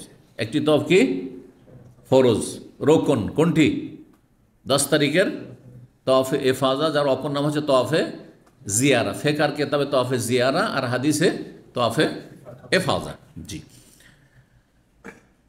হজের তামাত্তুতে উমরা আলাদা আর হজ আলাদা। সুতরাং উমরার জন্য একটি ফরজ, উমরাতে করলেন, আর হজের জন্য আরেকটি করতে হবে 10 তারিখে। তো এটাও স্বীকৃত সবার কাছে, তাই না? এফরাদে শুধু একটি, যেহেতু শুধু হজ করছেন, একটি ফরজ হলো, আর তামাত্তুতে যেহেতু সেপারেট সেজন্য দুইটি সবার কাছে। হানাফি, শাফি, মালিকি, হাম্বলি, আহলে হাদিস সবার কাছেই দুইটি তওয়াফ ফরজ, একটি উমরার আর একটি হজের। কিন্তু কেরানে যেহেতু নিয়ত কি হয়, দুটাতে একসাথে, মিকাত থেকে লাব্বাইক উমরাতান ওয়া হাজ্জান, আল্লাহ উমরা হজ একসাথে নিয়ে চলছি, হাজির হয়েছি, একসাথে দুটো একাকার হয়ে গেছে, আলাদা আলাদা দেখাইতে পারছেন না আপনি। তাহলে যখন একসাথে হয়ে গেল, তাহলে এখানে মাসলা কিছু ভিন্ন হবে না, হবে না? স্বাভাবিক। অধিকাংশ ওলামারা বলছেন যে এখানে মাসলায় পার্থক্য আছে। যদিও ওমরার নেকি পেলেন আর হজ করলেন, কিন্তু ওমরা সেপারেট হইল না, ঠিক না? যখন সেপারেট নয়, তাহলে প্রথম যখন মক্কায় গেলেন, মক্কায় গিয়ে আপনার সুযোগ সুবিধা হলে অবশ্যই একটি তওয়াফ করবেন, কিন্তু তওয়াফটি সুন্নাত। তওয়াফটি হচ্ছে সুন্নাত, কারণ আলাদা করে ওমরা, তওয়াফ সুন্নাত। জি। আর 10 তারিখের যে তওয়াফ, সেটি হচ্ছে ফরজ তওয়াফ। যেই একটি তওয়াফ হজের জন্য যথেষ্ট আর ওমরার জন্য যথেষ্ট, দুটোকে যেহেতু একাকার করে দিয়েছেন। যেমন এই পানিতে চিনি মিলিয়ে দিয়ে কি করে দিয়েছেন, শরবত বা রু আফজা মিলিয়ে শরবত, রু আফজা শরবত বানিয়ে দিয়েছেন। বোঝা গেছে? হ্যাঁ, লাবান বা দুধ দিয়ে দিয়ে আর কিছু বানিয়ে ফেলেছেন, ঠিক না? ওই রকমই একাকার করে দিয়েছেন। সুতরাং একটি তওয়াফ ফরজ শাফি, মালিকি, হাম্বলি, আহলে হাদিসদের কাছে, মুহাদ্দিসিনদের কাছে। বখাত হানাফি মযহাবে এখানে ভিন্ন মত। হানাফি মযহাব বলছেন যে কেরানে যেহেতু দুটো এবাদত হচ্ছে, উমরাও হচ্ছে, হজ হচ্ছে, যদি একসাথে হচ্ছে, সেই জন্য দুটো তওয়াফ ফরজ এবং দুটো কি, হ্যাঁ, সাই ফরজ। কথা বলে দুটো সাই ফরজ, সাইও দুটি, দুইবার সাই করতে হবে তাদেরকে। তো এই জন্য আলাদা করে নিয়ে এসছেন। জি। 1638 নম্বর হাদিস, মা আয়েশা রাদিয়াল্লাহু তাআলা আনহা বর্ণিত, বলছেন খারাজনা মা রাসূলিল্লাহ সাল্লাল্লাহু আলাইহি ওয়াসাল্লাম, আমরা বের হলাম ফি হাজ্জাতিল ওয়াদা, বিদায় হজে, ফা আহলালনা বিউমরা, আমরা উমরার তালবিয়া পাঠ করলাম। সুম্মা কালা, উমরার তালবিয়া কারা পাঠ করেছে? যারা কোরবানির সাথে নিয়ে আসেননি, সেটাও পরে এসে, কিন্তু এইখানে মক্কায় আসার পরে নিয়ত বদলেছেন, সংক্ষেপ করে দিয়েছেন তিনি। সুম্মা কালা বলছেন মান কানা মা হাদিয়ুন, যার কাছে কোরবানির পশু আছে, ফালিয়হিল্লা বিল হজ ওয়াল উমরা, সে যেন হজ উমরা একসাথে তালিয়া পাঠ করেন, হজ কেরান করে। হালাল হতে পারবে না যেহেতু। সুম্মা লা ইলাহা, তারপর হালাল হতে পারবে না, হাত্তা ইয়াহিল্লা মিনহু, যতক্ষণ পর্যন্ত দুটো থেকে হালাল না হবে 10 তারিখে। ফাকাদেম তো মক্কাতা ও আনা হাইজ, আমি মক্কা আসলাম আর আমি ঋতুবতী হয়ে গেলাম, মাসিক হয়ে গেল। ফালাম মক্কাজাইনা হাজ জানা, যখন আমরা হজ সম্পন্ন করলাম, আর সালানিম আব্দুর রহমান এলাত্তানিম, তখন আমাকে আমার বড় ভাই আব্দুর রহমানের সাথে পাঠিয়ে দিলেন তানঈম নামক স্থানে, হারামের বর্ডারে। ফাতামার, তো সেখান থেকে ওমরা করে আসলাম। সেখানে পরে মসজিদ কায়েম হয়েছে। এটি মিকাত নয়, এটি মক্কার লোকেরও মিকাত নয় আর বাইরের লোকেরও মিকাত নয়। বাইরের লোকের তো নয় একবারে, আর মক্কার লোকের জন্য মিকাত নয়, বরং মক্কার লোককে হারামের বর্ডারে যেতে হবে, কিন্তু এটা কোনো মিকাত বলে গণ্য নয়। মিকাত হচ্ছে 5টি। কথা বোঝা গেছে? জি। মক্কার লোকের জন্য সতর্কতা যে তারা হারামের বাইরে থেকে একটু তালবিয়া পাঠ করে আসবে ওমরাতে, কিন্তু হজে বাড়ি থেকে যেতে পারবে, হজে বাড়ি থেকে যেতে পারবে, যেহেতু আরাফাতে গিয়ে হারামের বাইরে যাচ্ছে। জি। তারপরে উমরা করলাম। ফাকালা হাজ, নবী সাল্লাল্লাহু আলাইহি ওয়াসাল্লাম বললেন, হাজিহি মাকানা, উমরা থেকে, এটা হচ্ছে তোমার যে উমরা যেটা করতে পারোনি মাসিকের কারণে, সেটার বিকল্প, সেটার জায়গায়। জি। ফাতাফাল্লাযিনা আহাল্লু বিল উমরা, তওয়াফ করলো ওই সব লোকেরা যারা উমরার তালবিয়া পাঠ করেছিল, মানে যারা হজে তামাত্তু করেছিল, তারা তওয়াফ করলো। সুম্মা হাল্লু, তারপরে তারা হালাল হয়ে গেল, পূর্ণ হালাল হয়ে থাকলো 8 তারিখ পর্যন্ত। 8 তারিখে ইহরাম বেঁধে চলে গেল মেনা। সুম্মা তাওয়াফু তাওয়াফান আখার, তারপর আর একটি তওয়াফ করলো বাদান রাজাও মিন মেনা, মেনা থেকে ফিরে আসার পরে, মেনা থেকে ফিরে আসার পরে আর একটি তওয়াফ করলো। কারা? হজে তামাত্তু করে, কারণ উমরা আলাদা আর হজ আলাদা। ওয়াম্মাল্লাযিনা জামাউ বাইনাল হজ ওয়াল উমরা, পক্ষান্তরে যারা হজ উমরা জমা করেছিল, একত্রিত করেছিল, মানে হজ্জে কেরান করেছিল, তাফু তাওয়াফান ওয়াহিদা, তারা একটি তওয়াফ করেছে, তাহলে তাদের একটি তওয়াফ ফরজ, একটি সাই ফরজ। কিন্তু হানাফি মযহাবে আর একটি হাদিস রয়েছে, জয়ীফ হাদিস, যে 2 তওয়াফ করতে হবে, 2 সাই করতে হবে। তারা আমল করে এই সহিহ হাদিসের উপর তাদের আমল নেই। জি। 1639 নম্বর হাদিস, ইবনে ওমর রাদিয়াল্লাহু তাআলা আনহু হতে বর্ণিত, তিনি বলছেন, দাখালা ইবনুহু আব্দুল্লাহ ইবনে আব্দুল্লাহ, তার ছেলে আব্দুল্লাহ ইবনে আব্দুল্লাহ, মানে আব্দুল্লাহ বিন ওমরের ছেলের নামও আব্দুল্লাহ ছিল। তাহলে বাপ বেটার নাম আরবদের মধ্যে তখন কি হইতো? একই হইতো, কোনো আইবের কথা ছিল না। কিন্তু আমাদের দেশে গোটা বংশে তো চলবেই না, আর গ্রামে থাকলেও চলবে না, ঠিক না? কাউকে চেনে, বন্ধু বান্ধবের অমুকার ছেলে মেয়ের নাম এই আছে, তাও চলবে না। আর এখন তো আরও অন্য রকমের একটা পরিবর্তন এসছে। যদি দেখে যে বাঙালি সমাজে এই নামটা কোথাও আছে, সে না, এরকম নাম চলবে না। হ্যাঁ, বাহির থেকে কোথাও ধার করে নিয়ে আসতে হবে, গোটা দেশে যেন এরকম নাম না থাকে। টেন্ডেন্সি, সে নামের অর্থ হোক আর ঘোড়ার ডিম হোক, অর্থ দরকার নেই, ওকে বাস নতুন লাগছে। এটা হচ্ছে বাঙালি টেন্ডেন্সি এখন। না, মোটেই না। আলহামদুলিল্লাহ, এই জন্য আমি সব পুরাতন নাম রেখেছি, 1400 বছর আগের নাম সব রেখেছি, আলহামদুলিল্লাহ।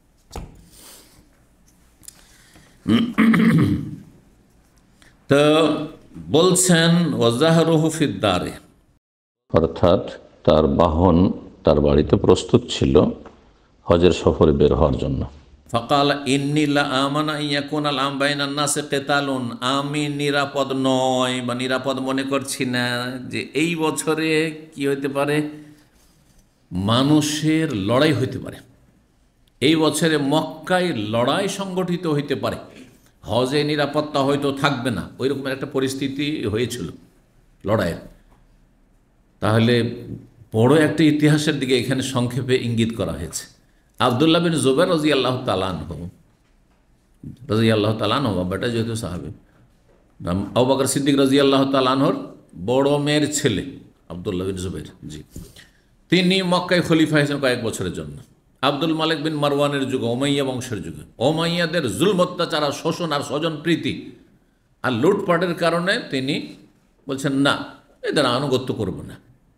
আর অনেক মক্কা মদিনার লোকেরা কেউ মানতেও চাইছিল না, আর তাদের রাজধানী কোথায়, শাম দেশে, দামেস্কে, তো তাদেরকে মানতেও চাইছিল না। তো মক্কা মদিনার হিজাজের যত সেই যুগের সাহাবায়ে কেরাম তাবেঈন, তাদের মত হচ্ছে যে অন্য কেউ খলিফা হোক, অন্য কেউ খলিফা হোক, এই জালিম খলিফা চাই না, এই বংশের খলিফা চাই না, ইয়াজিদের বংশের বা এই বংশে এইসব বংশের খলিফা চাই না। তো এরকম ব্যাপারটা ছিল। তো মক্কা মদিনার লোকেরা শুরু থেকে আনুগত্য করেনি এর ওমাইয়া বংশের, এরা আবদুল্লাহ বিন জুবাইরের সাথে বায়াত করে নিয়ে খলিফা হয়ে যান।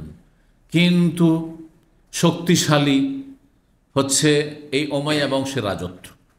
তখন আব্দুল মালিক বিন মারওয়ান দেখলো যে ইবনে জুবাইরকে রাজি করতে পারলাম না আমার বায়াতের জন্য, আমার আনুগত্যের জন্য, সে আলাদা রাষ্ট্র কায়েম করে ফেললো, মক্কা মদিনা থেকে আমাদেরকে বেদখল করে ফেললো, মক্কা মদিনা আমাদের আওতাভুক্ত হইল না।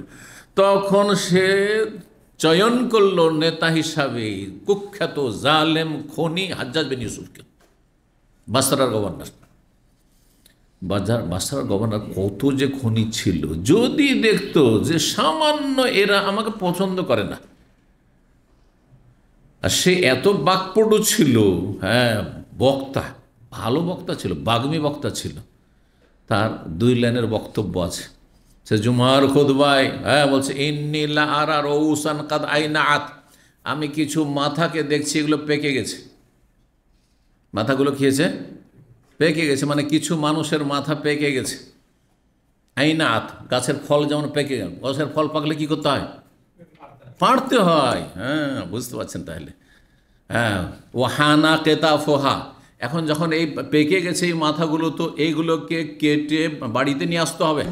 হ্যাঁ, ওয়া ইন্নী লা সাহেবহা, আর আমি এই কাজ করব, যে এই মাথাগুলোকে সবকে কাটবো। জি, 1,20,000 লোককে ধরে ধরে বন্দি করে মেরেছে এই জালেম কুখ্যাত। হ্যাঁ, তায়েফের সাকিব বংশ, দুর্দান্ত বংশেরই এই কুখ্যাত সন্তান। তো আলাইহি মিনাল্লাহি মা ইয়াস্তাহিকু, যা আফজা ইলা মা কাদ্দাম, বদদুয়া দেওয়ার দরকার নেই, লানত করা জায়েজ নয় কোনো মুসলিম ফাসেককে, কুখ্যাত হইল। কিন্তু এতটা বলো, যা কিছু করেছে পেয়ে গেছে, যা কিছু করেছে পেয়ে গেছে। তাবেঈনদের যুগের লোক, কিন্তু তার মানে এই নয় যে তাকে রাহিমাহুল্লাহ বলবেন না, মোটেই জায়েজ নয় রাহিমাহুল্লাহ বলা। জি, তো এই ব্যক্তি আসলে মক্কায় এসে দেখছে যে সহজে আবদুল্লাহ বিন জুবাইর এবং তার সেনাবাহিনী মুজাহিদিনদেরকে পরাস্ত করতে পারছে না। তখন সে কাবা ঘরের ওপর সেই যুগের আপনার আপনার যেটাকে বলা হয় আপনার পাথর নিক্ষেপ করার জন্য তোপ তোপ তোপ বলা হয়, তোপ বুঝেন? হ্যাঁ, কী বলে, আরেকটা ভাষাও আছে, তোপ, হ্যাঁ, কামান, আহসান্ত, কামান, কামান নিযুক্ত করেছিল, মিনজানিক যেটাকে বলা হয় মিনজানিক, আর সেটা দিয়ে বড় বড় পাথর দিয়ে আক্রমণ করেছিল। যে কাবারও ক্ষয়ক্ষতি হয়েছে, হারামের চারিদিকের ক্ষয়ক্ষতি হয়েছে, এবং বহু মানুষকে হত্যা করেছে, এই আল্লাহর ঘরের চারপাশে হারামে আব্দুল্লাহ বিন জুবাইরকে শহীদ করেছে এবং 7 দিন ধরে ফাঁসিতে ঝুলিয়ে রেখেছে, নামাইতে দেয়নি, জানাজা পড়তে দেয়নি, তারপরে জানাজা হয়েছে। আল্লাহু আকবার। এই জালেমরা তো যাই হোক, যুগে যুগে যারা জালেম বড় কষ্ট পেয়েই মরেছে জালেমগুলো, এদের ঘটনা আছে, সময় নেই বলার। আর তারপরে যে কোনো জালেমের পরিণাম ভালো হয় না। ইন্নাহু লা ইফলিহু জালিম, আল্লাহ বলছে জালেম কখনো রেহাই পায় না, জালেম কখনো সফল কাম সাকসেস নয়, যতই জুলুম করুক না কেন। সে মুসলিম সমাজের জালেম করুক আর কাফের সমাজের বিজাতি জালেম করুক, জালেমের পরিণাম ভয়াবহ পরিণাম দুনিয়াতে আখিরাতে। জি, তো যাই হোক, এই যে ওইটা বছর ছিল হজের বছর, হজের সময় কাছে আসছিল, তো বলছে আমি নিরাপদ নয় যে এই বছরের লড়াই হইতে পারে। ফায়াসুদ্দুক আনিল বাইতে, হয়তো তুমি বাইতুল্লাহ পর্যন্ত পৌঁছিতে পারবে না, তুমি এদিকে তালবিয়া পড়ে হজে বেরিয়ে চলে যাচ্ছ, যেতে পারলে না, তখন বাধাগ্রস্ত হয়ে যেতে পারতো, যেও না। ফালাও আকামতা, সুতরাং এইখানে যদি মদিনায় অবস্থান করো যেও না। ইবনে ওমর যেহেতু মদিনায় থাকতেন রাদিয়াল্লাহু তাআলা, তার ছেলেকে বললেন যেও না। দাখাল ইবনে আব্দুল্লাহ যাহর ফিদা ফাকালা, না, ছেলে বলছে বাপকে, মুরব্বী হয়ে গেছেন, আব্দুল্লাহ বিন ওমরের বয়স হয়ে গেছে, বাপকে পরামর্শ দিয়েছে ফালাও আকামতা, প্রতি বছর হজ করতে যেতেন আব্দুল্লাহ বিন ওমর রাদিয়াল্লাহু তাআলা।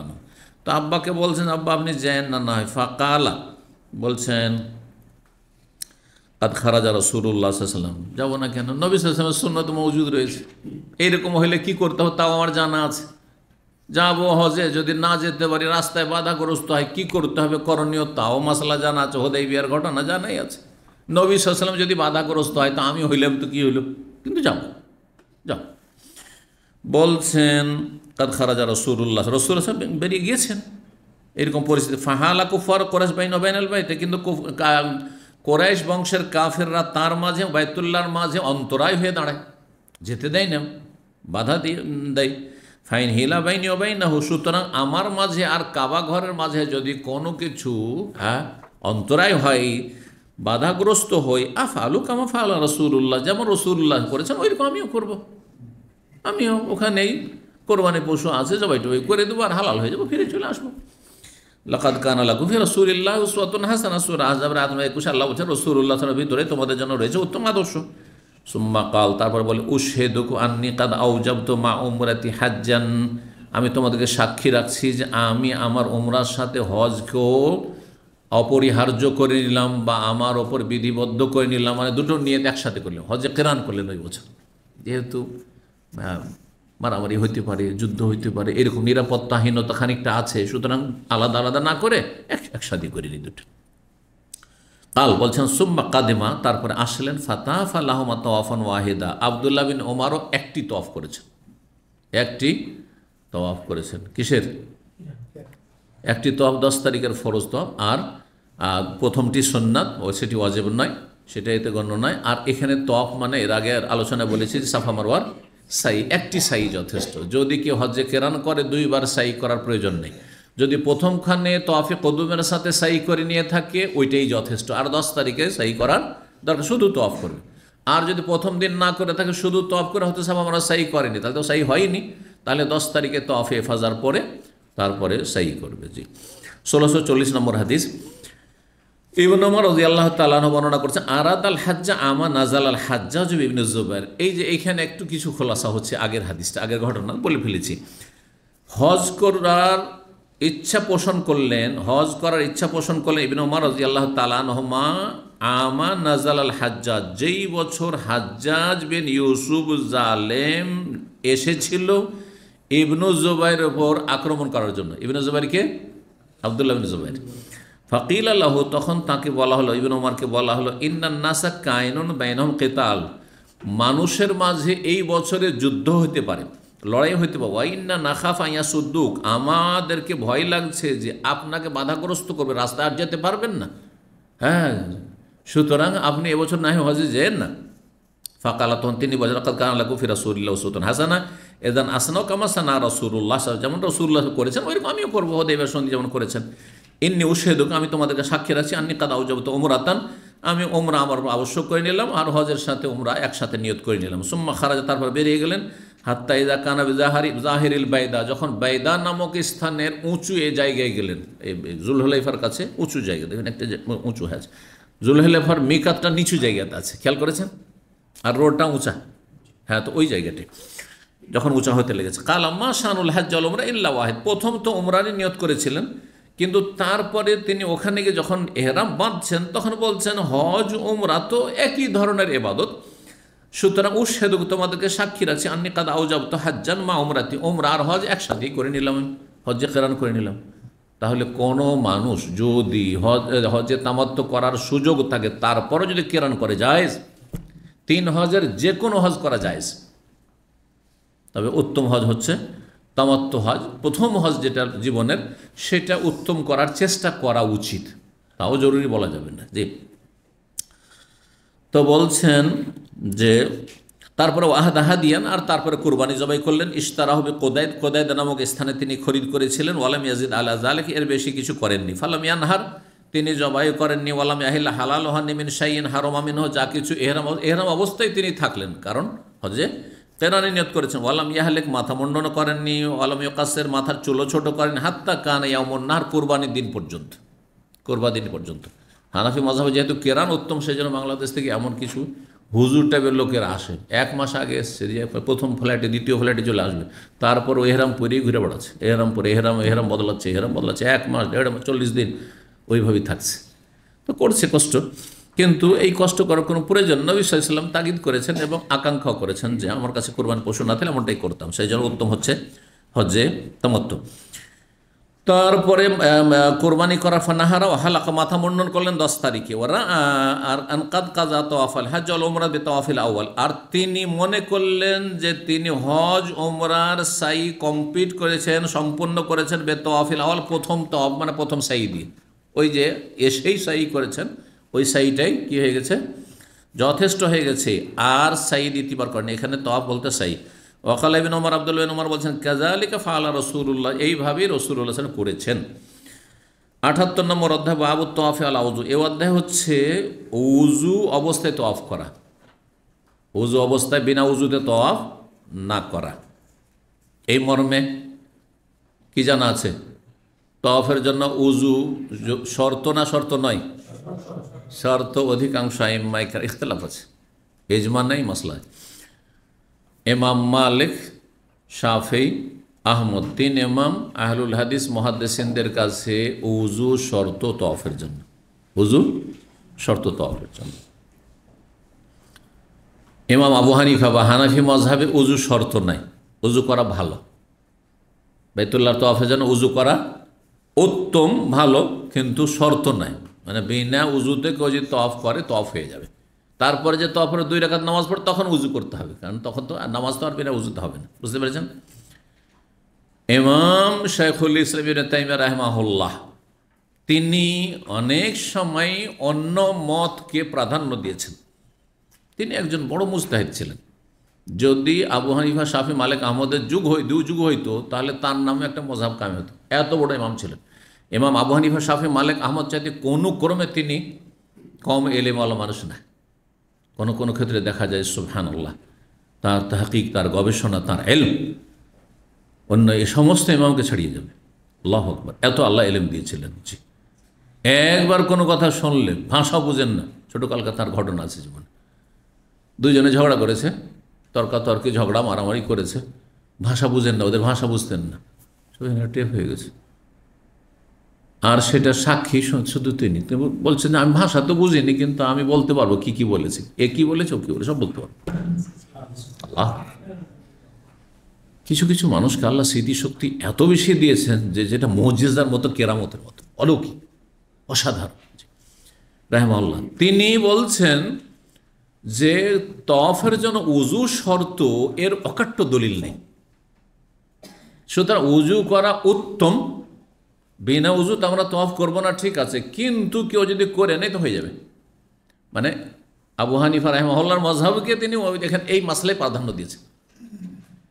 অনেকে ভুল ধারণা রাখে এবং মিথ্যা অপবাদ দেয় যে আমরা নাকি মযহাবের শত্রু, আর আবু হানিফাকে আমরা ঘৃণা করি। দেখেন আবু হানিফা রাহিমাহুল্লাহর মযহাবকে ইমাম ইবনে তাইমিয়া রাহিমাহুল্লাহ, ইবনে তাইমিয়াকে এই জনপুরি খবিস কাফের বলে। তারপরে এইরকম বেশ কিছু খবিসগুলো আছে ইবনে তাইমিয়া, তারপরে আহলে হাদিসকে তাইমি বলে। ইমাম আবু হানিফা রাহিমাহুল্লাহর মাসলাককে এই মাসলায় যেহেতু তিনি শক্তিশালী পেয়েছেন দলিলের দিক দিয়ে বলছেন যে এটাই ঠিক। তিন ইমামের মযহাবের বিপরীত তিনি ফতোয়া দিয়েছেন। এখন এত বড় ইমাম হানাফি মযহাবের দিকে গেল আর তিন ইমাম এই দিকে, কোনটাকে প্রাধান্য দেবেন? এই ক্ষেত্রে আমরা যদি দেখি এই বিংশ শতাব্দীর পৃথিবীর তিনজন বড় আলেমের দুইজন, শেখ ইবনে বাজ এবং ইবনে উসাইমিন। শেখ ইবনে বাজ রাহিমাহুল্লাহ বলছেন তিন ইমামের সাথে, শাফি, মালিক, আহমদের সাথে এবং অধিকাংশ আহলুল হাদিস বা সালাফিরা, যে উজু শর্ত, উজু ছাড়া কি হবে না, তাওয়াফ করা চলবে না, এটি ফতোয়া তার। পক্ষান্তরে শেখ ইবনে উসাইমিন রাহিমাহুল্লাহ তিনি বলছেন যে উজু শর্তের অকাট্য দলিল নেই, তিনি সমর্থন করছেন ইবনে তাইমিয়ার মতকে আর হানাফি মযহাবকে এই ক্ষেত্রে। আর গতকালকে আমি বলেছি একটি কথা কার মনে আছে, আসল হচ্ছে যে আমরা উজু করেই করব, কিন্তু কেউ যদি ভিড় ভাড়ের পরিস্থিতিতে পড়ে যায়, রমজান মাসের ভিড়ে, হজের ভিড়ে, তওয়াফ শেষ হতে যাচ্ছিল, এই না যে তওয়াফের শুরুতে বিনা উজুতে ঢুকবে, বিনা উজুতে ঢুকতে বলবো না, উজু করে ঢুকেন, কিন্তু এক চক্র দুই চক্র বাকি আছে হয়তো, আর সেই সময় উজু নষ্ট হয়ে গেল, হাওয়া খারিজ হয়ে গেল, বলবেন যে যাও উজু করে এসো। যে এমন পেরেশানিতে পড়বে যে ওর বাস থাকলে দামামের লোক অনেক সময় তো বিদায় তো অফে এমন হয়, হ্যাঁ, যে বাসই ছুটে যায়, আপনার বড় সমস্যায় পড়ে যাবেন, আপনি ঢুকতেই পারলেন না হয়তো, আর সারাদিন আবার লেগে গেল ওতে। তো ইসলাম তো এত মুশকিল নাই, দলিলের ভিত্তিতে আপনাকে মুশকিল করতে হবে, দলিল না থাকলে কেন মুশকিল করবেন? আর দলিল শুধু কি আত-তাওয়াফু বিল বাইতি সলাতুন, কালকে শুনিয়েছি হাদিস, বাইতুল্লাহ তাওয়াফ হচ্ছে নামাজের মতো, তো নামাজের মতো সব দিক থেকে তো না, নামাজের মতো নেকির দিক থেকে, হ্যাঁ, নামাজের মতো আপনার খুশু খুজুর দিক থেকে, নামাজ যেমন খুশু খুজু করে আপনি একাগ্রতার সাথে আপনি নামাজ পড়েন, তেমনই তওয়াফটা খেলাধুলা নয় যে আপনার মোবাইলে সেলফি চলছে, ছবি উঠাচ্ছেন এদিক সেদিক, না না না না, এগুলো খেলতামাশা, খেলতামাশা করতে গেছেন, কিসের ইবাদত করতে এসছেন? দুনিয়াদাররা এগুলো করে, কোনো ইবাদত করনে ভালো মানুষ এগুলো করতে যাবে না। জি, তো কিন্তু তাহারাত পবিত্রতার জন্য একটিও কোনো দলিল নেই।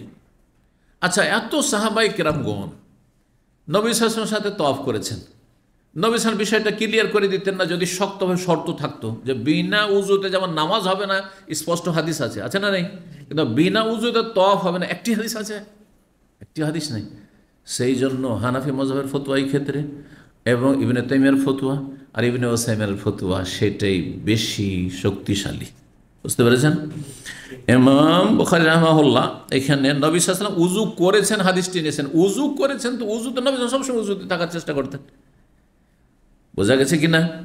জি, সুতরাং এটি আবশ্যক ফরজ হওয়ার শর্ত হওয়ার দলিল নয়, উত্তমের দলিল অবশ্যই। জি, 1641 নম্বর হাদিস বর্ণনা করছেন, এই হাদিস দিয়ে শেষ হবে ইনশাআল্লাহ। মোহাম্মদ বিন আব্দুর রহমান বিন নওফল কুরাইশী আন্নাহু সাআলা উরওয়া বিন জুবাইরকে জিজ্ঞেস করছেন, এই যে জুবাইর রাদিয়াল্লাহু তাআলা আনহুর ছেলে আব্দুল্লাহ যে খলিফা, মক্কার খলিফা, আর তার ছোট ভাই উরওয়া বড় ইমাম ফকিহ ছিলেন। কাল কাদ হাজ্জা রাসূলুল্লাহ সাল্লাল্লাহু আলাইহি ওয়াসাল্লাম, রাসূলুল্লাহ হজ করেছেন। ফা আখবারাতনি আয়েশা রাদিয়াল্লাহু আনহা, আয়েশা রাদিয়াল্লাহু আমাকে জানিয়েছেন, তার খালা বোনের ছেলেকে জানিয়েছেন, আন্না আউওয়ালা শাইইন বাদা বিহি, নবী সাল্লাল্লাহু আলাইহি ওয়াসাল্লাম সর্বপ্রথম যে কাজটি শুরু করেছেন হিনা কাদেমা, মক্কা এসে, সেটা ইন্নাহু তাওয়াদ্দা বা আন্নাহু তাওয়াদ্দা, উযু করেছেন। মক্কা এসে কি করেছেন? উযু করেছেন। সুম্মা তাফা বিল বাইত, বাইতুল্লাহর তাওয়াফ করেছেন। সুম্মা লাম তাকুন উমরা, তারপরে আলাদা উমরা করেননি, কারণ নবী সাল্লাল্লাহু আলাইহি ওয়াসাল্লাম ওই কি ছিল, হজে কেরান ছিল, মানে চুল ছোট করেননি বা মাথা মনে করেননি। সুম্মা হাজ্জা আবু বকর রাদিয়াল্লাহু তাআলা হজ করেছেন। ফাকানা আউওয়ালা শাইইন বাদাবে, সর্বপ্রথম যে কাজটি শুরু করেছেন বাইতুল্লাহর তাওয়াফ। সুম্মা লাম তাকুন উমরা, আর তারপর উমরা আলাদা করেন, তিনি হজে কেরান করেছেন। সুম্মা ওমর রাদিয়াল্লাহু তাআলা আসেন মিসলে যালিক, এইরকমই করেছেন, মানে হজে কেরান করেছেন। সুম্মা হাজ্জা উসমান রাদিয়াল্লাহু হজ করেছেন। ফারাআইতুহু, তাকে দেখেছি, আন আউওয়ালু শাইইন বাদাবে, এই সর্বপ্রথম যে কাজটি শুরু করেছেন আত-তাওয়াফু বিল বাইত, বাইতুল্লাহর তাওয়াফ। সুম্মা লাম তাকুন উমরা, তারপরে উমরা করেননি, মানে তিনি সুম্মা লাম তাকুন, তারপরে তিনি সেটি উমরা হয়নি, মানে উমরা শেষ করেন, একসাথে হজে কেরান করেছেন। সুম্মা মুআবিয়া, তারপরে মুআবিয়া এসেছেন, আব্দুল্লাহ বিন ওমর এসেছেন। সুম্মা হাজাজতু মা ইবনে জুবাইর, তারপরে আব্দুল্লাহ বিন জুবাইরের সাথে হজ করেছি তিনি যখন খলিফা। ফাকানা আউওয়ালা শাইইন বাদা, সর্বপ্রথম যে কাজটি দিয়ে শুরু করে তাওয়াফুল বাইত, বাইতুল্লাহ তাওয়াফ করেছে। সুম্মা লাম তাকুন উমরা, তারপরে সেটি উমরা হয়নি, মানে উমরা কমপ্লিট আলাদা করে করেননি, একসাথে হজে কেরান করেছেন। সুম্মা রাওয়াইতুল মুহাজিরিন ওয়াল আনসার, মুহাজির আনসারকে দেখেছি ইয়াফআলুনা যালিকা, এরকম করতে দেখেছি। সুম্মা লাম তাকুন উমরা, উমরা আলাদা। সুম্মা আখিরু মান রাআইতু ফাআলা যালিকা ইবনে উমর, সর্বশেষ দেখেছি আব্দুল্লাহ ইবনে উমর রাদিয়াল্লাহু তাআলা আনহুমাকে। সুম্মা লাম ইয়ানকুয উমরাতান, উমরা আলাদা করে ভেঙে দেননি, মানে একসাথে হজে কেরান করেছেন না। ওয়াহাযা ইবনে উমর ইনদাহুম, ইবনে উমর তাদের কাছে মওজুদ রয়েছে। ফালা ইয়াসআলুনাহু ওয়ালা আহাদান মিম্মান মাযা, তাকেও জিজ্ঞাসা করছেন না আর তার আগে যারা চলে গেছে তাদের কাউকে জিজ্ঞাসা করছে। মা কানু ইয়াবদাউনা বিশাইইন হিনা ইয়াদাউনা আকদাহুম মিনাত তাওয়াফি বিল বাইতি সুম্মা লা ইয়াহিল্লুন, তারা যখন প্রথম কদম রাখতেন মক্কায়, আর তারা কে মা কানু ইয়াবদাউনা বিশাইইন, অন্য কোনো কিছু দিয়ে শুরু করতেন না, বরং বাইতুল্লাহর তওয়াফ দিয়ে শুরু করতেন। প্রথম কাজ বাইতুল্লাহর তওয়াফ করা। সুম্মা লা ইয়াহিল্লুন, তারপরে তারা হালাল হতেন না, মানে হজে কেরানে থেকেতেন। ওয়াকাদ রাআইতু উম্মি ওয়া খালাতি হিনা তাকদুমান, বলছেন আমি আমার মাকে দেখেছি, উরওয়ার মাকে আসমা, এবং খালাকে দেখেছি, খালাকে আয়েশা রাদিয়াল্লাহু আনহা, হিনা তাকদমান, যখন তার আসতেন মক্কায়। লা তাবতাদিআন বিশাইইন আউওয়ালা মিনাল বাইতি, অন্য কোনো কিছু দিয়ে শুরু করতেন না বাইতুল্লাহ। প্রথম কি করতেন? তাতুফানেন, তওয়াফ করতেন বেহি বাইতুল্লাহ। সুম্মা ইন্নাহুম লা তাহিল্লান, তারপরে তারা হালাল হতেন, মানে হজে কেরান করতেন। হজে কেরান একটু সুবিধা হালকা করেছেন, কিন্তু নবী সাল্লাল্লাহু আলাইহি সাল্লামের সাথে সাহাবায়ে কেরামগণ যাদের কাছে কোরবানি পর্যন্ত সবাই হজে তামাত্তু করেছেন। ওয়াকাদ আখবারাতনি উম্মি, আর আমার মা আমাকে জানিয়েছেন, আন্নাহা আহাল্লাত হিয়া ওয়া উখতুহা, তিনি ইহরাম করে বেঁধেছেন এবং তার বোন, ও জুবাইর ও ফুলান অমুক অমুক আত্মীয় স্বজন উমরার, তার মানে তারা হজ্জে তামাত্তু করেছেন। ফাল্লাম মাসাহ রুকন হাল্লু, তারপরে তারা যখন রুকনে ইয়ামানি ছুঁয়েছেন, বা রুকনে ইয়ামানি ছোঁয়া, তার সাথে এটা হচ্ছে রুকনে হাজার আসওয়াদ, হাজরে আসওয়াদ যখন ছুঁয়েছেন বা চুমো দিয়েছেন, হাল্লু, তারপরে হালাল হয়েছেন। এই হাদিসের আগে এসছে, আর বলেছি যে খুব সংক্ষেপে আছে। এখানে উদ্দেশ্য হচ্ছে যে আসল কাজ হচ্ছে বাইতুল্লাহর তওয়াফ করা, আর সপ্তম চক্করে এসে কি করেছেন? হাজরে আসওয়াদ ছুঁয়েছেন। আর তারপরে সাফা মারোয়া সাইটা তারই যেহেতু তাবে, সেই জন্য এখানে উল্লেখ করা হয়নি। সাফা মারোয়া সাই ছাড়া তো হালাল হইতে পারবেন না। সাফা মারোয়া সাই করেছেন, আর তারপরে হালাল হয়েছেন, মানে চুল কেটেছেন, তারপরে চুল কেটে হালাল হয়েছেন। এখানে আজকের আলোচনা শেষ করছি। ওয়া জাযাকুমুল্লাহু খাইরান ওয়া সাল্লাল্লাহু আলা নবিয়িনা মুহাম্মদ ওয়া আলা আলিহি ওয়া সাহবিহি আজমাইন।